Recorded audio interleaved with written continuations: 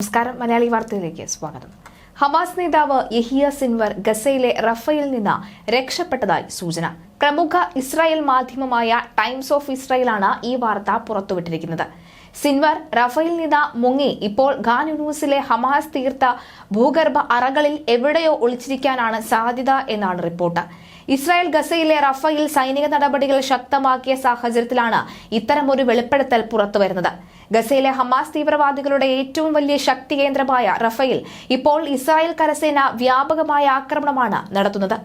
വ്യോമസേനയെ ഉപയോഗിച്ച മേഖലയിൽ ബോംബാക്രമണം നടത്തുന്നത് സാധാരണക്കാരായ ജനങ്ങളെ ദോഷകരമായി ബാധിക്കും എന്നതിനാലാണ് ഇപ്പോൾ ഇസ്രായേൽ കരസേനയെ മേഖലയിൽ കൂടുതലായി നിയോഗിച്ചിരിക്കുന്നത്.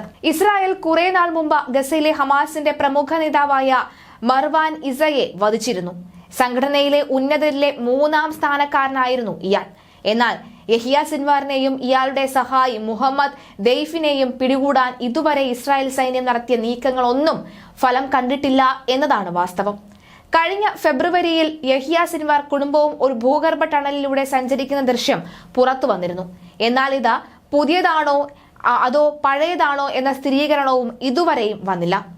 ഒക്ടോബർ 7 തീവ്രവാദി ആക്രമണത്തിന്റെ മുഖ്യ സൂത്രധാരനായ ഇയാളെ പിടികൂടാൻ കഴിയാത്തത് ഇസ്രായേലിനെ പോലെ ശക്തമായ രഹസ്യാന്വേഷണ സംവിധാനങ്ങളുള്ള ഒരു രാജ്യത്തിന് അങ്ങേയറ്റം തിരിച്ചടിയായി മാറിയ സാഹചര്യത്തിലാണ് ഇപ്പോൾ എന്ത് വില കൊടുത്തും യഹിയ സിൻവറിനെ പിടികൂടാൻ ഇസ്രായേൽ കരുക്കൾ നീക്കുന്നത്.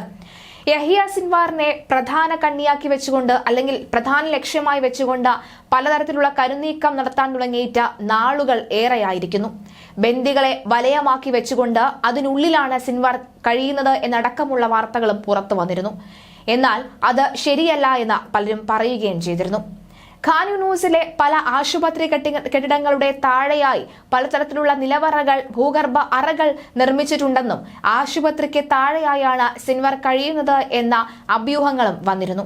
അതിന് പിന്നാലെയാണ് പല ആശുപത്രികളും പൂർണ്ണമായും ഇടിച്ചു നിരത്താൻ ഇസ്രായേൽ നീക്കം തുടങ്ങിയതും. എന്നാൽ അവിടെയും സിൻവാറിനെ കണ്ടെത്താൻ കഴിയാത്ത സാഹചര്യമാണ് ഉണ്ടായത്. എന്നാൽ പോയിന്റ് ബ്ലാങ്കിൽ നിർത്തി തന്നെ ഈ യഹിയ സിൻവാറിനെ കൊല്ലും എന്ന അടിയുറച്ച വിശ്വാസത്തിന് തന്നെയാണ് ഇസ്രായേൽ ഇപ്പോൾ മുന്നോട്ട് പോകുന്നത് എന്നാണ് വാർത്താക്കുറിപ്പിൽ നിന്നും വാർത്തകളിൽ നിന്നും ഒക്കെ തന്നെ വ്യക്തമാകുന്നത്.